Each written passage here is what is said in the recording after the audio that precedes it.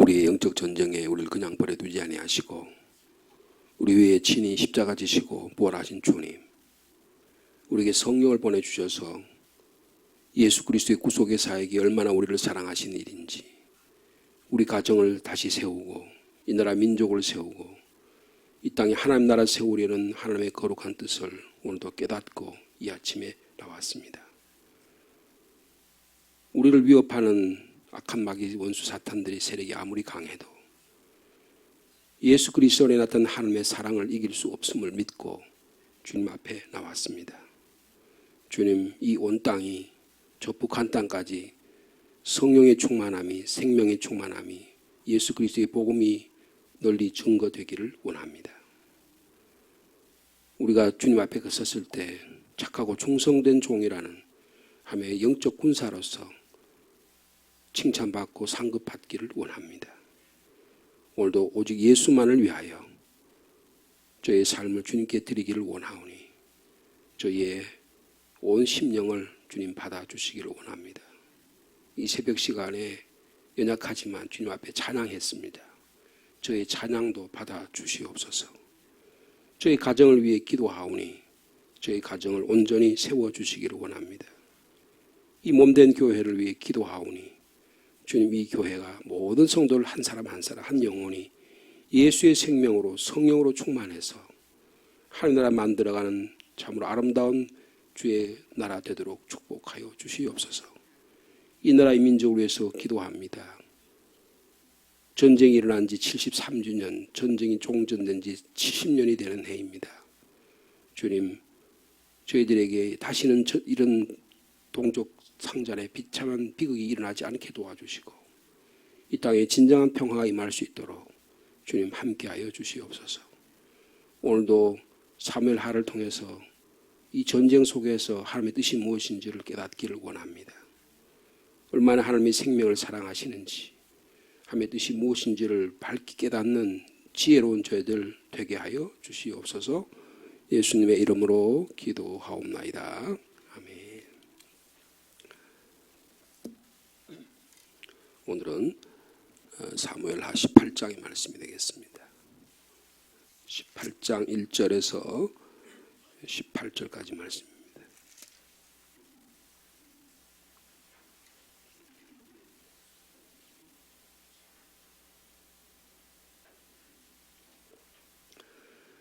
(18장 1절) 말씀 제가 받드리겠습니다. 이에 다윗이 그와 함께한 백성을 찾아가서 천부장과 백부장을 그들 위에 세우고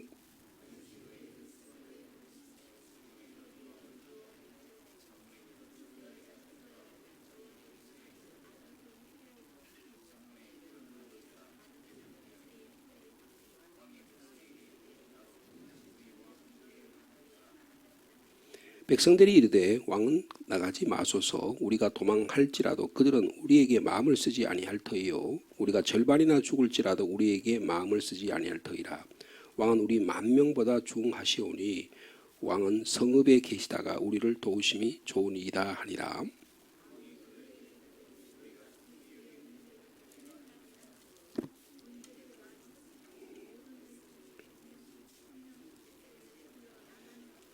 왕이 요압과 아비새와 이때에게 명령하여 이르되 나를 위하여 젊은 압살롬을 너그러이 대우하라 하니 왕이 압살롬을 위하여 모든 군 지휘관에게 명령할 때 백성들이 다 들으니라.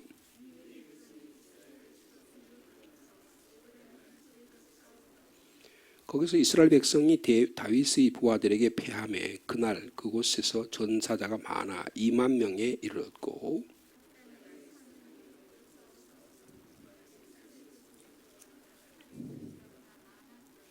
압살롬이 다윗의 부하들과 마주치니라. 압살롬이 노새를 탔는데 그 노새가 큰 상수리나무 번성한 가지 아래로 지날 때에 압살롬의 머리가 그 상수리나무에 걸림에 그가 공중과 그 땅 사이에 달리고 그가 탔던 노새는 그 아래로 빠져나간지라.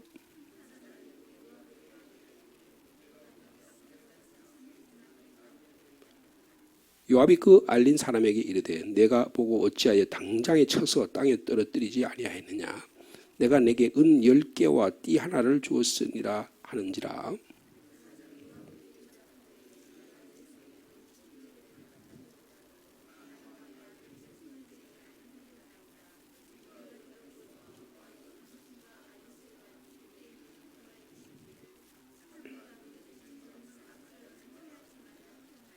아무 일도 왕 앞에서는 숨길 수 없나니 내가 만일 거역하여 그의 생명을 해하였더라면 당신도 나를 대적하였으리이다 하니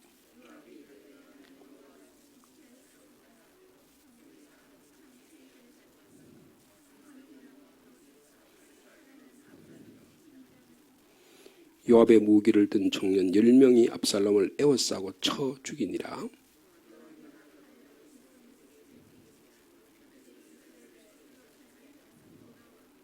그들이 압살롬을 옮겨다가 숯불 가운데 큰 구멍에 그를 던지고 그 위에 메운 큰 돌 무더기를 쌓으니라. 온 이스라엘 무리가 각기 장막으로 도망하니라.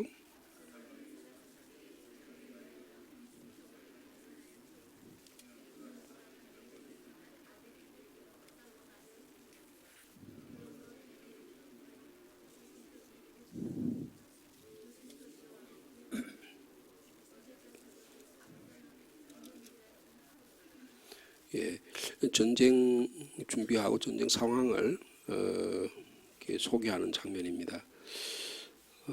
군대 조직이 이제 이 후세의 전략에 의해서 시간을 벌게 되고요. 군대 조직을 정비하는 모습을 볼 수 있습니다. 그 18, 1절에 보면 이에 다윗이 그와 함께 백성을 찾아갔다라는 말을 쓰죠. 찾아갔다는 말의 뜻은 숫자를 세웠다 그런 뜻이 있대요. 그러니까 그 히브리 말 뜻에 찾아갔다는 말은 직접 가서 자기 마임에 모여 있는 사람들의 숫자를 남자들의 20세 이상 된 남자들의 숫자를 세웠다는 거예요. 숫자를 세는 이유는 뭡니까? 전쟁을 준비한다는 뜻이죠. 공세적인 전쟁 준비를 해서 조직을 개편하는 것입니다. 그리고 백성의 숫자를 계산하고 그리고 그들 위에다가 천부장, 백부장, 군대 조직을 재정비하는 모습을 볼 수가 있습니다. 군대 조직이 백부장, 천부장이 조직이 되니까 그 다음에 군대를 세 군대로 나눕니다. 그래서 이 세 부대로 나눠서 제일 중심 세력은 요압, 그리고 또 그의 동생 아비새죠. 그리고 또 3분의 1은 충성을 맹세한 예루살렘에 남아있던 이때라고 하는 블레셋 출신의 사람, 이게 군대를 맡기는 가드 사람이니까 블레셋 출신이잖아요. 그래서 이 세 군대를 맡기고 나도 전쟁에 직접 참여하겠다 이렇게 전의를 불태우는 비장한 임전태세의 각오를 지금 보여주고 있습니다. 그러자 백성들이 그리고 부하들이 안 된다 그래요. 이 전쟁은 당신 아들과 당신과의 전쟁이라는 것을 은연중에 암시하는 것입니다. 아무리 우리가 군사가 많아도 이 압살롬과 그의 군대들은 당신들의 목숨을 왕 다윗의 목숨을 노리는 거기 때문에 나갔다가는 당신이 큰 화를 당한다. 이런 것을 미리 알고요. 그의 다윗의 핵심적인 내용을 백성들이 만류를 합니다. 그래서 그렇죠. 우리가 도망할지라도 그들을 마음 쓰지도 않고 우리가 절반을 죽을지라도 마음 쓰지 않고 10,000명보다 당신이 더 중하니까 이 성에 계시면서 후방에서 전투를 지휘하십시오. 이렇게 이야기를 합니다. 그래서 왕이 승낙을 합니다. 너희가 좋게 여기는 대로 내가 행하리라. 그리고 문에서 왕이 전성에 나가는 이 전 군인들을 배웅하는 그런 모습이 4절에 기록이 되어 있습니다. 그런데 전투에 나가는 그 부하들에게 새 군 사령관들에게 명령을 하죠. 나를 위하여 젊은 압살롬을 너그러이 대우하라. 전쟁에 나가는 지금 죽기 살기로 나가는 사람에게 자기 아들 압살롬을 위해서 압살롬을 너그럽게 대한다. 이게 무슨 뜻이에요? 아들 압살롬을 반역자로 처단하지 않겠다는 의지를 표명한 것입니다.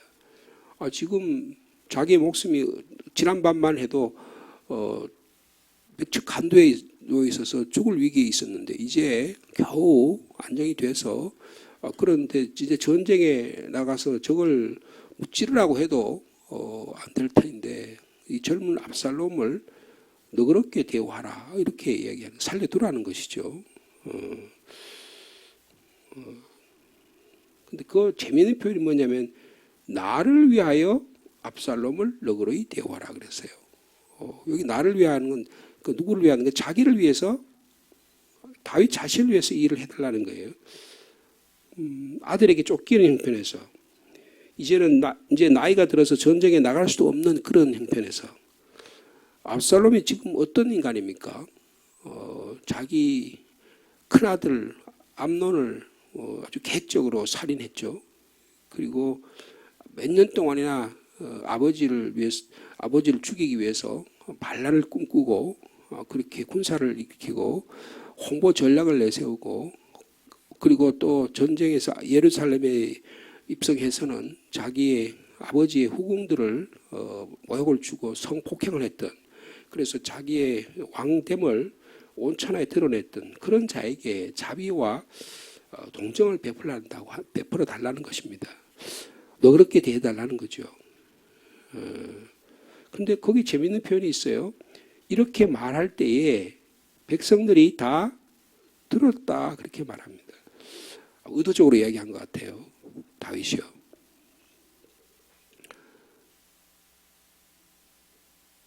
여러분 일찍이 다윗이 도망 다닐 때 이 골리앗을 무찌르고 국가의 일약 스타가 돼가지고 국가에서 그럴 때 사울이 다윗을 미워하잖아요.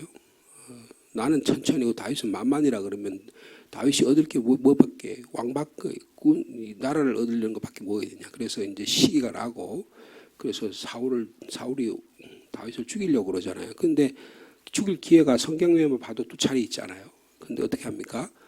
죽이지 않습니다. 내가 하나님의 기름 부은 자를 어떻게 죽일 수 있느냐. 그건 하나님의 영역이다. 그렇게 했던 분이에요. 그러니까 굉장히 자기를 미워하고 핍박하던 전생에 자기의 목을 옥죄었던 이 사울을 향해서도 그렇게 관대하더니 자신을 배반한 아들에게조차도 이렇게 그에게 너그러이 대우하라. 여러분 이 다윗이 어떤 인물인지를 우리가 다시 한번 생각해 보아야 합니다. 너그러운 사람일까요? 아니면 다윗은 관대한 사람일까요? 어쨌든 간에 비범합니다. 인물이 크다는 사실은 분명해요. 우리 같으면 그냥 당장이라도 그냥 원수 갖고 싶고 그냥 확 내지르고 싶은 마음이 그랬을 텐데 비범해요. 참으로 어려운, 견디기 힘든 그런 명령이라고 볼 수 있습니다. 대단한 자제력을 가지고 하고 있는 것을 볼 수 있어요. 어떤 뜻이 있을까요? 잘 모르겠어요. 근데 여기에는 이 전쟁에는 단순히 다윗과 압살롬만의 원한 관계의 전쟁은 아니란 사실을 보여주는 것 같아요. 뭘까요? 이 전쟁에는 하나님이 개입하고 계신다고 봐요. 여러분 우리의 싸움은 단순히 우리의 육적인 싸움이 아닙니다. 우리의 개인적인 감정도 여기에 하나님이 개입하신다고 하는 것을 느낄 수 있는 저 여러분 되길 바랍니다. 만약에 그것이 없다면 세상 사람들의 모습과 다를 바가 뭐 있겠습니까? 여기 보면 압살롬을 너그러이 대우하라. 나를 위하여. 그러니까 다윗은 자신의 삶 전부에서 하나님이 개입하고 계심을 느꼈던 것 같아요. 나 같은 사람을 저 베들레헴 아무 알지 못하는 동네에 그것도 막내 아들로 태어나서 아버지조차 별로 관심이 없었던 내가 이제는 이렇게 일국의 왕이 되어서 그런데 내 아들까지 이렇게 나를 배반하는 그런 삶 가운데도 하나님 나를 여기까지 지금까지 보호하고 인도해 주셨는데 내가 내 감정과 내 나라의 왕권을 확보하고 지키기 위해서 하는 게 이게 삶의 전부일까? 이런 생각을 하지 않았겠냐는 거예요. 여러분 이 다윗이라고 하는 사람의 개인적인 내면의 삶이 어떠한 것인가를 이 표현 가운데서 보여준다고 볼 수 있습니다. 그런데 전쟁이 일어났죠. 전쟁이 일어난 이야기는 크게 여기 오늘 본문에 소개하지 않습니다. 전쟁은 간단하게 6, 7, 8절에 소개합니다. 백성이 이스라엘을 치러 들러 나갔다. 근데 그 에브라임 숲풀에 싸웠다. 이 에브라임 숲풀은 어저께 우리가 잠깐 본 대로 길앗 야베스, 마하나임 그 사이에 어느 지역이라고 생각합니다. 지금도 요르단 지역의 이 지역은 숲풀이 많은 곳입니다. 그리고 여기는 양이나 그 소를 많이 치는 곳이에요. 그래서 숲풀이 우거진 그런 지역이라고 볼 수가 있습니다. 그 지역에서 전쟁이 일어났습니다. 근데 전쟁은 딱 소개하죠. 이스라엘 백성이 다윗의 부하들에게 패했다. 딱 한마디로 그렇게 소개합니다. 아마 전략가 아히도벨이 죽고 나서 압살롬은 그 자기의 허장성세, 자기가 충분히 이길 수 있다. 이 군사력으로 아버지 군대를 이길 수 있다라고 생각했던 것 같아요. 그런데 전략도 없고 전략가인 아히도벨도 죽은 상태에서 지리멸렬하게 이곳에 와서 패배합니다. 죽은 숫자가 전사자가 많아 2만 명이 이르렀다. 그런데 칼로 죽은 사람보다 숲풀에서 헤매다가 죽은 사람이 더 많다. 이렇게 이야기. 다시 말하면 다윗과 그 세 장군들의 이 전략, 그에 대해 소개는 하지 않지만 이들에 의해서 완전히 패배한 전투였다는 것을 보여주고 있습니다. 근데 그보다 더 중요한 것은 9절에서 15절의 내용이죠. 길게 소개하는 게 뭐예요? 압살롬의 죽음에 대해서 소개하고 있습니다. 나를 위하여 젊은 압살롬을 너그러이 대우하라고 분명히 세 장군에게 명령하고, 그리고 백성들이 들은 보를 앞에서 이야기했음에도 불구하고 다윗은 전혀 개의치 않습니다. 왕의 명령을 아주 고의적으로 무시합니다. 그리고 압살롬을 죽이고요. 죽인데도 아주 비참하게 죽입니다. 그리고 그것도 저주에 상징하는 돌무덤을 만들어서 돌무덤에다가 그 압살롬을 구덩이에 파서 구덩이에다 던져버리고 그걸 돌무덤을 만들어서 그렇게 처리하는 이 장면이 오늘 본문에 나옵니다. 여러분, 이 요압이라는 사람이 어떤 사람입니까? 그 전만 해도 다윗의 마음을 헤아려서 다윗이 이 압살롬이 지금 추방되어 있는 상태를 다시 돌아오게 한 사람이 요압이잖아요. 그러니까 요압이 1등 공신이에요. 압살롬 입장에서 보면. 근데 그런 요압에게 압살롬이 어떻게 하는 거예요? 배반한 거죠. 요압 입장에서 보면요.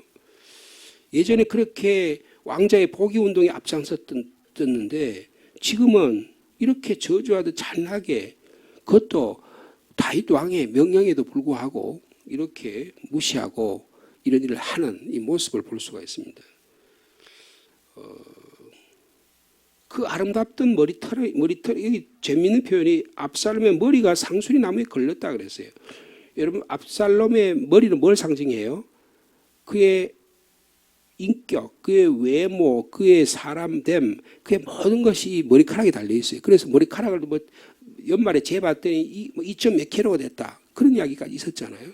그러니까 이 압살롬이라는 사람 참 멋있게 생긴 사람이고 명성이 있었고 그의 인기가 하늘을 찌른 것 같았던 거예요. 그 아름답던 머리털이 일개 상수리 나무에 걸려가지고 그 다음에 딱 걸리니까 꼼짝달싹을 못하는 거예요.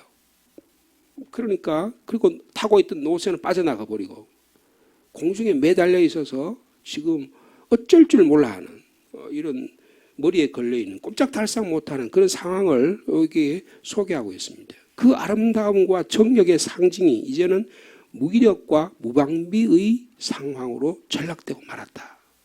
그것을 지금 이 사무엘서를 쓴 분이 기록하고 있는 거예요. 뭐라고 얘기합니까? 그 상수리 나무에 그의 머리가 걸림에 그가 공중과 그 땅 사이에 달려있다 그랬어요. 여러분, 우리가 갖고 있는 권력, 우리가 있던 명예, 우리가 갖고 있던 것이 상수리 나무에 한번 걸리면 아무 소용이 없습니다. 불시에 우리의 삶 속에 불행이 찾아오거나 어떤 사건이 찾아오거나 어떤 사고가 찾아오면 우리는 너무너무 무력해요. 아무 소용이 없습니다.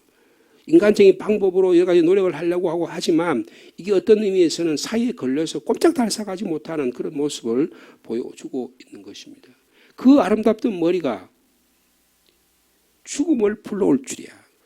그렇게 인기가 지는 그 인기가 자기 자신을 파멸로 가져올 줄이야 어떻게 알았냐는 거예요. 여러분 삼가 조심해야 하는 것입니다.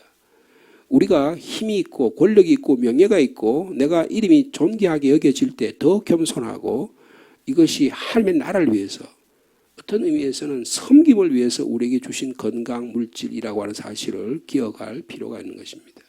우리가 건강을 가지고 하나님 앞에 나갑니까? 우리가 명예를 가지고 하나님 앞에 나갈 것입니까? 우리가 갖고 있는 물질로 우리가 죽을 때도 그거 싸들고 갑니까? 그렇지 않습니다. 무엇을 위해서 존재하느냐라고 하는 가치의, 그러니까 궁극적인 가치관의 문제를 여기도 다시 제시하는 거예요. 딱 사이에 탕수리 나무에 딱 걸리니까 그의 아름다운 모든 게 다 무너져 버리는 거예요. 다 무너져 버리는 거예요.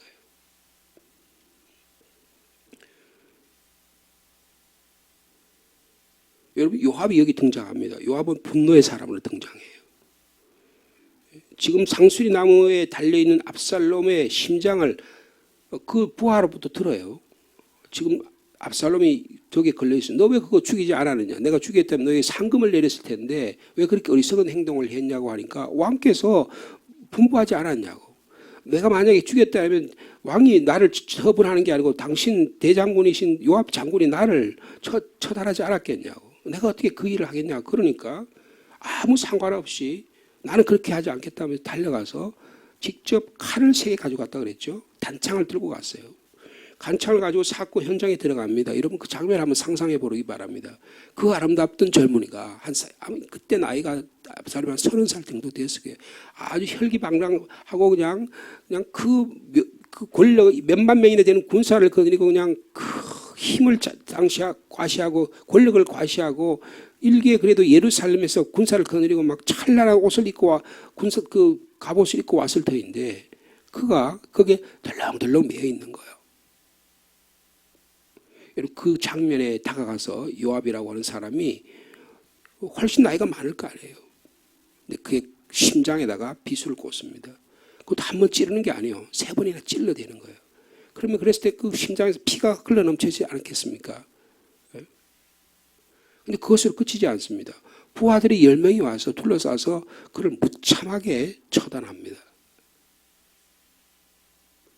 그냥 무슨 원한에도 있는지 그냥 그렇게 그 상대방을 처단하는 모습이에요.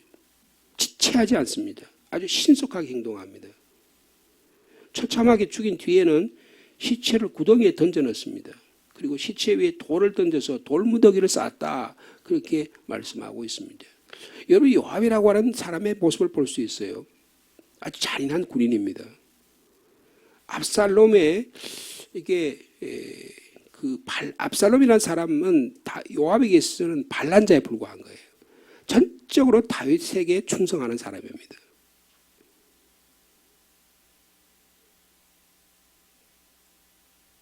아브넬에게도 지난번에 예전에 사울 왕이 죽고 나서 이 아브넬 그 이스보셋을 왕으로 세웠던 아브넬과의 관계에서도 어떻게 해요? 다윗이 천하를 통일하기 위해서 아브넬을 후대하잖아요. 근데 어떻게 합니까? 아브넬을 잔인하게 죽이잖아요. 권력을 위해서는 수단과 방법을 가리지 않는 자입니다. 여러분 이런 사람들이 반드시 있습니다. 그래서 한때 그런 사람들이 이 군사력, 군인 괴력 이런 모략을 통해서 권력을 창출하기도 합니다. 그 아브넬에게 고개를 숙이지 않았던 인물이에요. 여러분 일찍이 이 라빠 전투가 있었어요. 그래서 이 전투에서 다윗이 전쟁에 나가지 않고 예루살렘 궁전에 있다가 밧세바를 욕망이 분출하면서 밧세바를 범하잖아요. 그래서 자기가 밧세바가 임신하게 되니까 이것을 숨기기 위해서 우리아를 구슬려 가지고 그러다 안 되잖아요. 그러니까 어떻게 합니까? 전쟁에 나가 다윗에게 편지를 쓰잖아요. 너 이 전쟁에 나가서 너희들 최고 치열한 전쟁에 놔두고 너희들 다 빠져라. 그럼 우리아가 그 전쟁에서 죽습니다. 여러분 우리아의 죽음에 눈곱 하나 까짝하지 않았던 사람이에요. 요압이요. 여러분 어떤 사람인지를 우리가 강철 같은 심장을 가진 사람이라고 볼 수 있어요.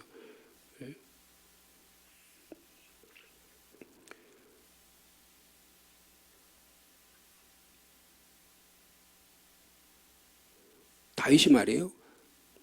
우리아가 전쟁에서 라빠 전투에서 패배했다는 소식을 듣습니다. 그러니까 막 화를 내잖아요. 그러니까 그때 그렇게 이야기해라. 우리아도 죽었다 그래라. 그 다윗이 그때 뭐라고 이야기합니까? 전쟁에 가면 칼은 이 사람이나 저 사람 다 죽는다. 그 요압 너무 그것 때문에 사기 죽지 말아라. 오히려 징벌하지 않고 그렇게 하는 모습을 볼 수 있어요. 그러니까 다윗의 마음을 세밀하게 다 헤아리는 거예요. 여러분 또 개인적으로 봤을 때 요압이라는 사람이 압살롬이 예루살렘으로 또 이 요압의 도움을 위해서 복귀해서 예루살렘 오잖아요. 근데 아버지가 안 만나줘요. 그죠? 안 만나줘요. 어떻게 합니까? 요압한테가 사람을 보내가 요압한테 우리 아버지 좀 만나게 당신이 좀 주선해달라. 그러니까 요압이 꼼짝도 안 해요. 그리고 어떻게 합니까? 직접 그 요압의 밭을 불을 태우잖아요. 그 너 왜 내 불 태우냐? 예. 이 어리석은 이 왕자의 행동. 왕자의 복권을 위해서 내가 그렇게 힘쓰고 애써줬는데 후위와 배려는 못할 망정 나를 이렇게 대하느냐. 아마 요압의 마음속에 그런 원한도 있었을 것 같아요. 여러 복잡한 마음, 그러나 아주 강철 같은 그에게는 이 심장에 피가 없는 것 같아요. 뜨거운 피가 있는 게 아니고 아주 냉철한 무슨 것이 흐른 것 같은 그런 기계적인 인간처럼 그렇게 행사하는 모습을 볼 수가 있습니다. 다윗의 명령을 깡그리 무시합니다. 압살롬의 시체도 저주거리로 모욕거리로 처리하는 모습을 볼 수가 있는 것입니다. 자, 그런데 거기에 매우 큰 돌무더기를 쌓았다. 근데 아마 그 당시에 이 글을 썼을 당시에 그 기록이었던 것 같아요. 그게 18절이죠. 압살롬이 살았을 때 자기를 위하여 한 비석을 마련해 세웠으니 이는 그가 자기 이름을 전할 아들이 내게 없다고 말하였습니다. 그러므로 자기 이름을 기념하여 그 비석에 이름을 붙였다 그랬습니다. 근데 그게 왕의 골짜기에 지금도 있다. 그게 압살롬의 기념비라라고 그렇게 말하고 있습니다. 이제 한 왕자의 반란의 그 몰락, 한 사람 패배의 모습을 여기 이렇게 기록하고 있습니다. 이 전쟁이라는 게 얼마나 비참한지, 그리고 이 아버지가 이런 아들에 대해서 어떤 모습을 이야기하고 있는지, 그리고 그의 전쟁에 나간 요압과 그의 군사들, 그의 사람들의 전쟁의 모습, 이 전쟁이 얼마나 비참한지를 말해 주고 있는 것입니다. 여러분, 오늘도 우리에게 아마 영적 전쟁이 있을 것입니다. 영적 전쟁에 승리하는 저 여러분 되기를 바랍니다. 예수 그리스도의 복음으로, 예수 그리스도의 십자가의 은혜로 살아가는 오늘 하루의 삶이 되기를 원합니다. 우리의 전쟁은 요압과 같이 강철 같은 심장으로 남의 가슴에 피수를 찌르는 그런 전쟁이 아니고 예수 그리스도의 사랑으로 화해하고 용납하고 사랑으로 받아들이는 영적 전쟁이라고 믿습니다. 이 전쟁은 우리가 패배하는 것 같고 우리가 지는 것 같은 싸움을 하나님 우리에게 부탁하고 계시다는 것입니다. 주님은 이 십자가상에서 몇만 명의 군대를 뻗느려서 로마 군사를 무찌를 수 있음에도 불구하고 주님은 그 하나님의 뜻을 순종했습니다. 그리고 내 뜻대로 마시고 아버지 뜻대로 해달라고 기도했던 분이 우리 주님이십니다. 우리가 이런 세상의 전쟁 가운데 오늘날도 끊임없는 전쟁이 일어나고 있잖아요. 지금 저희들이 지금 며칠 있으면 이번 주가 되면 이제 6월 25일 전쟁이 발발한 지 벌써 73년이 흘렀습니다. 전쟁이 종식된 지 70년이 해는 다른 해입니다. 이 땅에 그 비극이 일어나서 온 산천에 피로 물들고 그리고 많은 사람들이 지금도 그 고통에 있고 그 아우성들이 지금도 곳곳에 지금 그러고 있는 그런 모습입니다. 전쟁이 얼마나 비참한지를 보여주고 있습니다. 근데 압살롬을 너그러이 대하라. 여러분 이 마음이 우리의 마음이 되기를 원합니다. 이 다윗이 그 나라의 대의를 위해서 나가 전쟁에 싸우지만 그러나 이 사람을 화해하고 용서할 수 있는 마음을 너그러운 마음을 갖고 있다는 거예요. 여러분 다윗의 그 슬픔, 다윗의 그 비장함, 다윗의 그런 나라를 위한 이 모습들이 아주 복잡한 마음의 모습들이 여기에 등장하고 있습니다. 우리의 내면에 복잡한 것을 하나님의 은혜로, 예수 그리스도의 십자가의 은혜로 오늘도 극복하며 살아가는 여러분 되기를 축복합니다.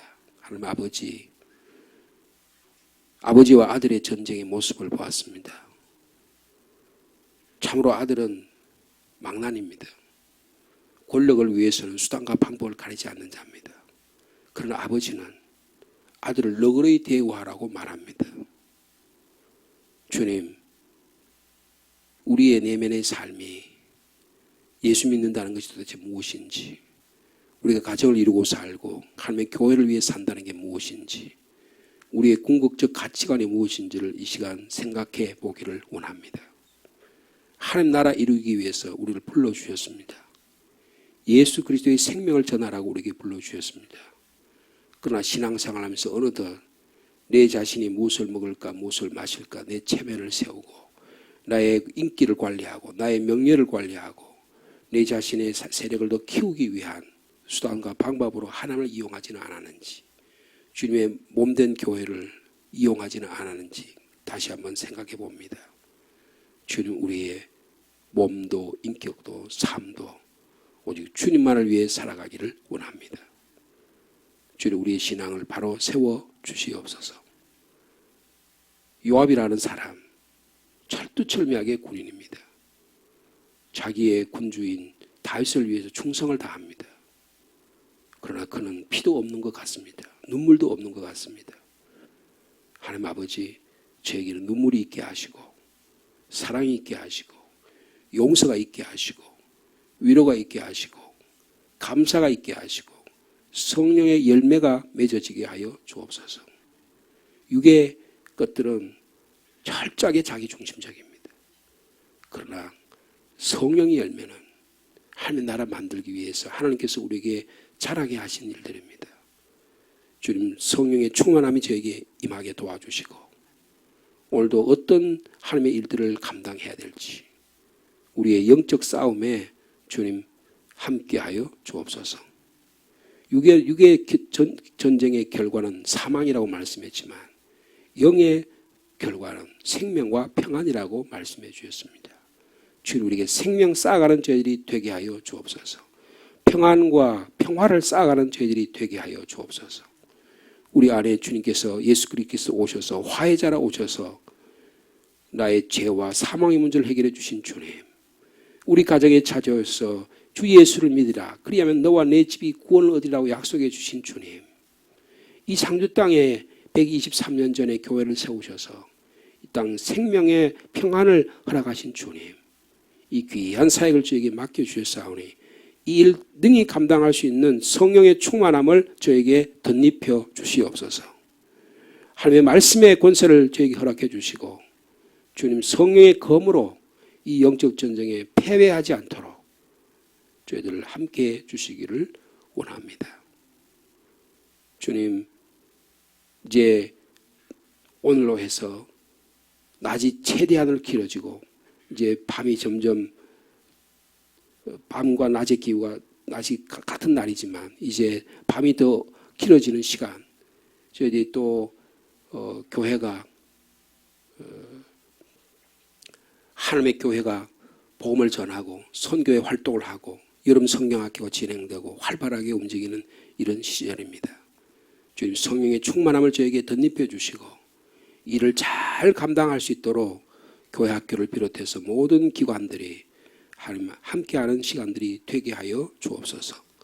복음의 나팔을 부는 저희들이 되게 하시고 우리 성도들의 마음속에 생명 사랑의 마음이 일어나게 하여 주옵소서.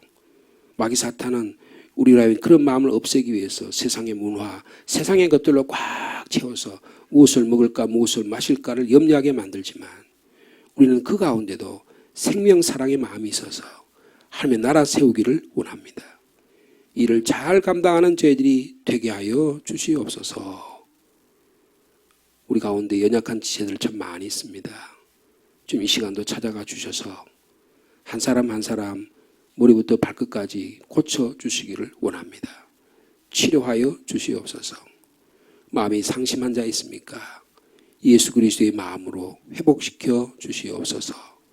가정에 평화가 있게 도와주시고 자녀들 이곳저곳에 흩어져 있는데 세상에 지지 않게 하시고 세상의 문화에 지지 않게 하시고 그들 가운데 그들을 조정하고 있는 악한 원수마귀 사탄들의 그 계략에 넘어지지 않도록 주님이 붙잡아 주시기를 원합니다. 예수 그리스도의 이름으로 명하노니 물러갈지어다 선포하며 살아가도록 축복하여 주시옵소서. 예수님의 이름으로 기도하옵나이다. 아멘.